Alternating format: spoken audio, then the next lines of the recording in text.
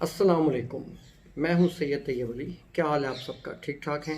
आप सबको जुम्मा मुबारक हो। और आज हमारा जो ये क्लिप है, हम जिस पे बात करेंगे, ये बहुत दिलचस्प है और एक नए समझने वालों के लिए, इस फील्ड में नए लोगों के लिए ये बहुत इम्पोर्टेंस रखता है। यानी कि ये जो मटेरियल मैं जो आप लोगों को दे रहा हूँ या जो बात समझाने की कोशिश कर रहा हूँ, हम लोगों ने ये कोर्सेज़ वगैरह में या इसको काफ़ी डीपली स्टडी करके और फ़ी पे करके हम लोगों ने इस चीज़ को समझा है। तो मैं उम्मीद करता हूँ कि आप लोगों को इंशाल्लाह जो है इस पे काफ़ी फ़ायदा होगा इस चीज़ से। आपने अक्सर देखा होगा कि जो है हमारा जेम स्टोन्स में जो लोग नए होते हैं उनके लिए बहुत मुश्किलात आती हैं। मींस के चाहे वो जेम स्टोन लेने वाले हों या चाहे वो जेम स्टोन्स के कलेक्टर हों या चाहे वो सेल करने वाले हों, बिज़नेस में नहीं हों, और उनको ज़्यादा नॉलेज नहीं होता, उनके लिए काफ़ी मुश्किल होती है। और मुश्किल भी ज़्यादा किस अमर की होती है? मुश्किल जो ज़्यादा होती है वो होता है जो क्रिएटिव प्रोसेस होता है मिनरल्स का और जेम स्टोन्स का, उसको समझने में। तो अगर आप चाहते हैं कि आपको कंप्लीट डिटेल बताई जाए और आप इस डिटेल को समझें और इससे फ़ायदा उठाएं, तो मेरा ये क्लिप आखिर तक देखिएगा, मेरा चैनल सब्सक्राइब कीजिएगा, बेल आइकन प्रेस कीजिएगा। तो आइए चलते हैं आज के अपने क्लिप की तरफ। हम बात कर रहे थे क्रिएटिव प्रोसेस ऑफ जो मिनरल और जेम स्टोन्स होते हैं, उनको समझने में काफ़ी इंसान को मुश्किल और दिक्कत पेश आती है। लेकिन ये कोई इतना बड़ा इशू नहीं है, क्योंकि बेसिकली तो मुख्तलिफ जो कंपनीज़ हैं वो कोर्सेज़ कराती हैं। दुनिया की बड़ी बड़ी जो, जिस तरह GIA है, GIS है, इसी तरह इंडिया में बहुत सारी कंपनीज़ हैं, अमेरिका में है, थाईलैंड में है, लेकिन बदकिस्मती से पाकिस्तान में कोई ऐसा ऑथेंटिक इदारा नहीं है।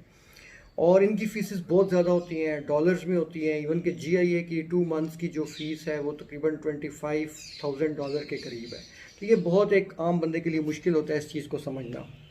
तो आइए आज हम चलते हैं कि जब आप जेम के उसमें आते हैं, आपको जेम की यानी कि थोड़ा बहुत समझना शुरू करते हैं, जेम को पसंद करना शुरू करते हैं, जेम लेने के लिए जाते हैं, या जेम को कलेक्ट करने के लिए आप लोग उसको मींस के कलेक्टेबल अपने उसमें लाने के लिए शुरू करते हैं, एक हॉबी बनाते हैं। तो आपके लिए क्या चीज़ ज़रूरी है जो सबसे ज़्यादा इंपॉर्टेंट होती है? आप जब भी इस बिज़नेस में आते हैं तो आपने अक्सर सुना होगा कि जो मेन चीज़ होती है वो होती है 4 C's। दी फोर सीज इन्हें कहा जाता है। सी यानी कि जो है ये सी से जो है डिफरेंट, ये ABC का सी है अल्फ़ाबेटिकली। और अगर हम इसको वन बाय वन हम इसको डिस्कस करेंगे इंशाल्लाह, तो मैं आपको बताऊंगा कि जो फर्स्ट सी है वो स्टैंड होता है कलर के लिए, ठीक है।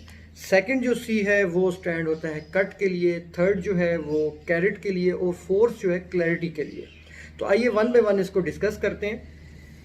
अगर आप जाएं कलर पे, तो कलर जो है वो एक्सट्रीमली इम्पॉर्टेंट पार्ट होता है किसी भी जेम स्टोन के लिए, ठीक है। और इसका जो होता है, इसको मेनली 3 मज़ीद पार्ट्स में डिवाइड किया जाता है, जिसमें नंबर 1 आता है ह्यू, नंबर 2 जो है टोन, और नंबर 3 जो है वो सेचुरेशन होती है। अब ह्यू क्या है? ह्यू बेसिकली होता है इम्प्रेशन ऑफ कलर होता है, ठीक है। इम्प्रेशन ऑफ कलर होता है लाइक रेड है, ग्रीन है, ब्लू है, वाइट है, कौन सा कलर है।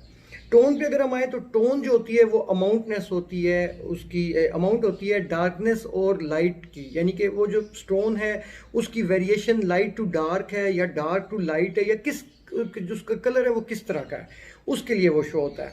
अब जब हम आए सेचुरेशन पे, तो सेचुरेशन जो है वो बेसिकली डिग्री ऑफ प्योरिटी होती है। तो ये तो 3 चीज़ें जो हो गई, ये कलर को हमने यहाँ पर बिल्कुल मुकम्मल तौर पर डिस्कस कर लिया। अब हम जाते हैं कट पे। कट दुनिया में 100 टाइप्स की जो है वो कट्स होती हैं, लेकिन जो चंद एक हैं जिनमें ओवल शेप है, फिर पियर शेप है, फिर एमरल्ड कट है, फिर डायमंड कट है, स्क्वायर कट है, उसके अलावा आप कह सकते हैं हेक्सागोन जो है कट आती है, फिर ऑक्टागोन आती है। इस तरह की बहुत सारी कट्स जो हैं, हम कट्स में अभी नहीं जाएंगे, कट्स पे स्पेसिफिकली इंशाल्लाह अपना क्लिप करेंगे और उस पर हम सारी जो है कट्स पे, शेप्स पे जो है बात करेंगे। अभी जो हम जिस टॉपिक पे हैं उसी टॉपिक पे रहेंगे। तो बेसिकली ये डिफरेंट जो कट्स होती हैं उसके हिसाब से भी स्टोन की वैल्यू को असेस किया जाता है।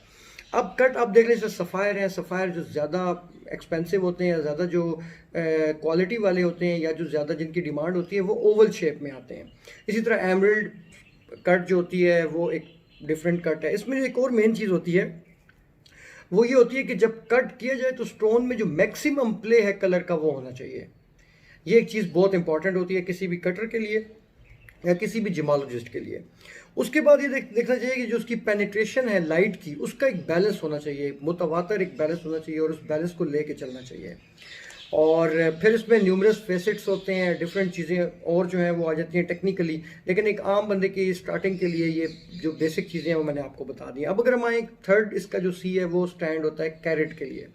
अब कैरेट जो है ये 100 सेंट्स जो होते हैं वो मिल के 1 कैरेट बनाते हैं, और 5 कैरेट जो होते हैं वो मिल के 1 ग्राम बनाते हैं।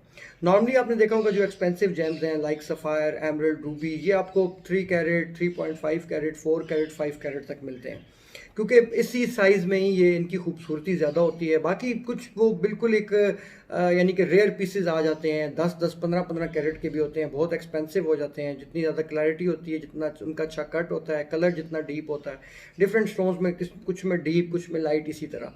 और जो फोर्थ चीज़ है वो है क्लैरिटी। क्लैरिटी जो होती है बेसिकली वो, उसमें आप ये समझ लें कि नंबर ऑफ़ इंक्लूजन्स होती हैं, कि इंक्लूजन्स जो हैं वो किस तरह की हैं, उसमें मींस के बबल्स तो नहीं है, स्टोन की जो क्लैरिटी है वो किस तरह की है, और उस चीज़ को लेके इसको साथ चलना पड़ता है। अब ये जो 4 चीज़ें ये बहुत इंपॉर्टेंस रखती हैं किसी भी स्टोन को जांचने के लिए, उसको लेने के लिए, उसको देने के लिए, या अगर आप उसको कलेक्ट करना चाहते हैं, अपनी कलेक्शन में लाना चाहते हैं। तो आज का जो ये मेरा क्लिप था, मुझे उम्मीद है आप लोगों को बहुत पसंद आया होगा। इंशाल्लाह एक नए क्लिप के साथ दोबारा हाज़िरी देंगे। बहुत बहुत शुक्रिया, दुआ में याद रखिएगा। अल्लाह हाफ़िज़।